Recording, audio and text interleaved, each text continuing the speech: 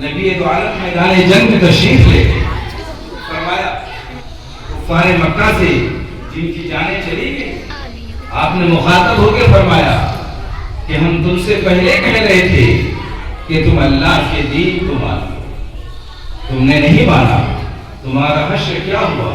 صحابہ کھڑے ہیں فرماتے ہیں یا رسول اللہ ان کی جانیں چلی گئی ہے، یہ تو مر گئے ہیں، آپ ان سے بول رہے ہیں۔ مصطفیٰ علیہ رحمت مسکراتے ہیں فرماتے ہیں یہ تم سے زیادہ سنتا ہے، موت ہو گئی تو کان کے سامان زیادہ ہو گئی۔ کس کے بارے میں ہو گئے؟ مسلمان کے بارے میں، صاحب ایمان کے بارے میں نہیں، جو اسلام نہیں لایا، جو کفر کی حالت میں اس کی موت ہوئی ہے۔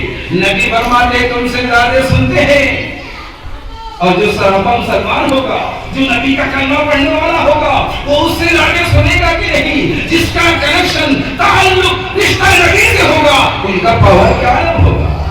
وہاں تو وہ بیٹھے ہوئے ہیں، اجمیر مقدس میں بیٹھے ہوئے ہیں، بغداد کی سرزمین میں ہیں، بلوا کی سرزمین میں ہیں، فلواری کی سرزمین میں ہیں، بنارس کی سرزمین میں ہیں، دہلی کی سرزمین میں ہیں، پاک پٹن میں ہیں، کلیئر میں ہیں، بابلی پت میں ہیں، سرہن شریف میں ہیں، وہاں بیٹھے ہیں۔ پاور نبی نے دے دیا ہے کہ جس طرح سماعت دی جائے گی تمہارا بھی پاور بڑھا دیا جاتا ہے، تمہارا اختیار بڑھا دیا جاتا ہے، وہاں جاؤ بیٹے یہاں سے کام کرو۔ سبحان اللہ۔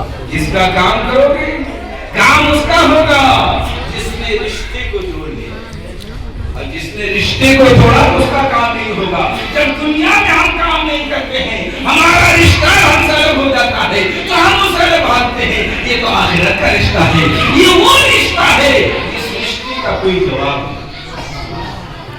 چلا لوگوں نے رشتے کے مقابلہ کیا، رشتے پر بات آ رہی ہے۔ انبیاء کرام کا بیش 1,02,24,000 انبیاء کرام کا ایک عظیم قافلہ اللہ نے دنیا میں بھیجا، اور کچھ انبیاء کرام کو صبر و امتحان کے دور سے بھی اللہ نے گزارا۔ حضرت نوح علیہ نبی علیہ الصلوۃ والتسلیم نے 950 برس تک کم و بیش تبلیغ کی، صرف 45 لوگ آپ کے ماننے والے ہوئے۔ حضرت موسیٰ علیہ نبی علیہ الصلوۃ والتسلیم کی قوم کو دیکھیے کہ اللہ من رسول ہوتا تھا، اس کی قوم کھاتی تھی لیکن وہ کھاتے کھاتے سرکش قوم تھی۔ آپ نے فرمایا ادخلوا الباب سجدا، اپنی قوم کو لے کے چلتے فرماتے ہیں کہ جب تم بیت المقدس کے دروازے پہ داخل ہوگا تو جھکتے ہوئے داخل ہوگا۔ حدت النظر لکم، کہنا کہ اللہ تم میری گناہوں کو مٹا دے، میری خطاؤں کو مٹا دے، مجھے معاف کر دے۔ لیکن اس قوم نے کیا کیا؟ سجدہ نہیں کیا، سر کو نہیں جھکایا۔ جب باب میں داخل ہونے کی باری آئی تو اس نے اپنے پہلے قدم کو بڑھایا، نبی کی بات کو جھٹلا دیا۔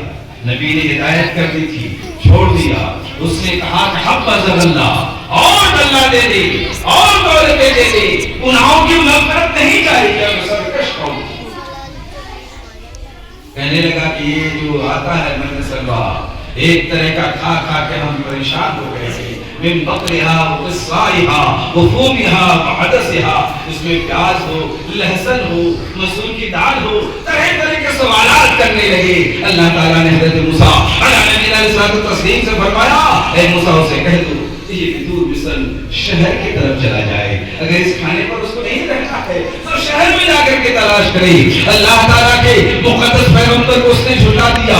موسیٰ علیہ السلام اپنے قافلے کو لے کے چلتے ہیں، ادھر سے فرعون کا لشکر پیچھا کر رہا ہے، سامنے دریائے نیل آ گیا۔ دریائے نیل میں جا کر کے اس سرکش قوم نے کہا اے اللہ کے مقدس پیغمبر اب تو ہم گرفتار کر لیے جائیں گے، اب ہمارا بچانے والا کون ہے؟ ہم کو اب کون بچائے گا؟ سامنے دریائے نیل ہے، ادھر فرعون کا جنرل لشکر جنرال موجود ہے، ہم کیسے جائیں گے؟ ہم کیسے اس پار جائیں گے؟ حضرت موسیٰ علیہ السلام کو تسلیم ہے، اللہ کے بارگاہ میں دعا فرمایا۔ رب قدیر فرماتا ہے فَانْفَجَرَتْ مِنْهُ اثْنَتَ عَشْرَةَ عَيْنًا۔ وجہ کا جب موسیٰ علیہ السلام کی قوم نے یہ بھی کہا اے موسیٰ پیاس لگی ہے پانی پلاؤ، تو پانی نہیں ہے۔ سرکش قوم تھی۔ حضرت موسیٰ علیہ السلام کو اللہ نے حکم دیا اس پتھر پر اپنی لاٹھی کو مارو۔ تو چشمے جاری ہو. موسیٰ علیہ السلام نے اپنی لاٹھی کو مارا تو چشمے جاری ہو گئے. قافلے والے فانفجرت منہ اثنتا عشرۃ عینا، 12 چشمے نکلے. اب اللہ تعالیٰ حضرت موسیٰ علیہ السلام اپنے محبوب بندے نبی کا خیال کر رہے ہیں کہ اس قوم میں جو ہے 12 قبیلے کے ان کا سوال ہوگا کہ ہم اس کے نہر میں پانی نہیں پئیں گے، ہم کو الگ رہنا چاہیے. تو اللہ تعالیٰ 12 چشمے کو دے دیا، جاؤ اپنے اپنے محلے والے قبیلے والے الگ الگ نہر دے لو. وہ وقت بھی آیا، میں کہہ رہا تھا کہ اب دریائے نیل میں اترنا تھا، دریائے نیل میں جانا ہے، دریائے نیل میں اترنا ہے. قوم کہہ رہی کیسے جائیں گے، اترنے کے لیے تیار نہیں ہے. سامری جو ہے جو فرعون کے لشکر میں تھا، وہ ظالم شخص تھا، وہ بھی پیچھے آ رہا تھا. حضرت جبریل امین تشریف لاتے ہیں اور دریائے نیل کے سامنے گھوڑے کو دوڑاتے ہیں.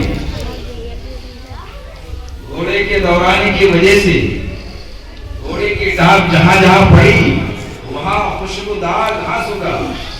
سامری اس گھاس کو لا کر، واقعہ لمحہ مختصر یہ ہے، اس گھاس کو لیا کر اس بچڑے کو، جس بچڑے کو موسیٰ علیہ السلام کے دوسرے قوم فرعون کے لشکر نے بنایا تھا، وہاں جا کے جب گھاس اس کے بچڑے کے منہ میں ملا تو بچڑے میں گویا ہو گئی.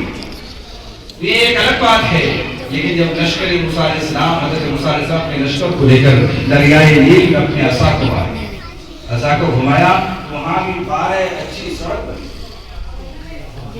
12 محلے کے لوگ تھے، ہر محلہ والا ہر سڑک سے جائے گا، لیکن سرکش قوم تھی. وہ کہنے لگے کہ ہم سڑک سے تو گزر رہے ہیں تو میرا بھائی دوسری سڑک سے جا رہا ہے، لیکن ہمیں نظر نہیں آتا. سوال پہ سوال کرنا تھا. موسیٰ علیہ السلام کو تصریف دی، اپنے وہاں سڑک پہ کھڑے ہو کر کے اپنی عصا کو پانی میں گھسا دیا. ایک سڑک سے دوسری طرف سفر، پانی کی کھڑکیاں بنا دی. اللہ کے نبی کا معجزہ. تم سوال کرو